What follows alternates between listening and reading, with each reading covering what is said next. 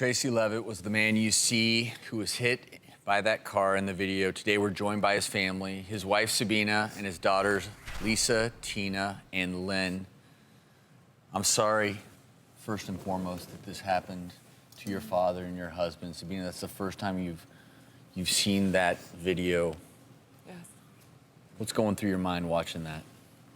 Just shock, still shock that someone could do that to my husband, a good person. I can't comprehend it yet still. Can you ladies paint a picture as what type of guy your dad is? Is he a guy with the big temper? No, not at all. My dad's always the one cracking jokes. I mean, if you ask anybody, he could put a smile on anyone's face. He's just loud and boisterous, and everyone knows when he's in the room because he fills the room with his presence. It's really mind-boggling as we sit here and think about why things happen. The most unbelievable part of this story is that Tracy is alive. So there is a blessing here, and Tracy actually joins us today. I'd like to welcome Tracy to the stage.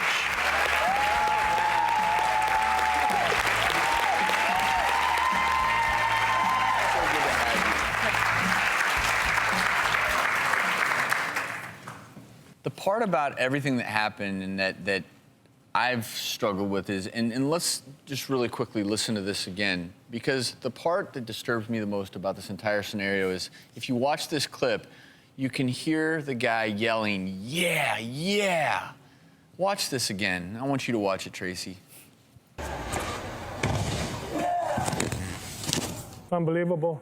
It's just, from the moment I laid eyes on these folks when I pulled out of Stater Brothers that morning, the young man on the passenger, he was yelling and screaming, caught me off guard, made eye contact with them. I pieced him. Of course, you know, they were already looking for fun or something. Anyways, he flipped me off. The light was green. I was rolling through it, but at the same time, I flipped them off again, you know, back to him, you know. They were in a left-hand turning lane. They were going left.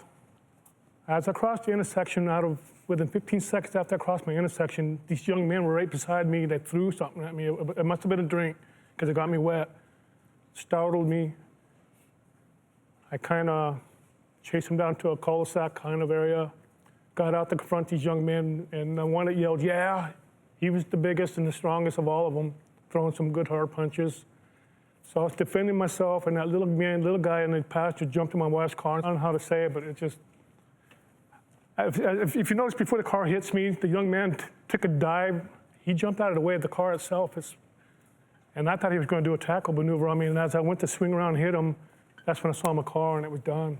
Did they catch the guys that allegedly did this? I think within the second or third day, they got the young man at a traffic light stop, and then the other kid turned himself in.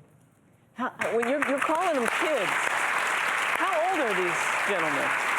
You know, I didn't think about age until afterwards, and I'm ashamed of this, but they were 18, and one was 2 months away of being 18. Gee. And it's easy to sit here, and I'm sure there are people saying, well, Tracy, you should have just walked away. But my wife's the same way. But the truth is, I'm sitting here looking at you thinking, how would I have acted differently? If someone threw a drink on me in the car, exactly. I can tell you that my first inclination would be to confront them. Yeah. And if your story teaches us anything, it's that you just never know what people are capable of. Yes. And the thing I want to show everyone here is the physical damage that's occurred here if you watch this, because the first thing that happens is, I guess, they made contact with your right hip, broke the right hip, left knee shattered in that fall. And then, of course, as often happens, you've got the right hip, left knee, and then dislocated right shoulder, ribs. And these injuries, the remarkable thing is that you didn't have a massive head injury, and that is one of the blessings. But you got a lot of physical rehab ahead. We wanted to make life a little better for you after surviving this first rehabilitation. We're going to evaluate first.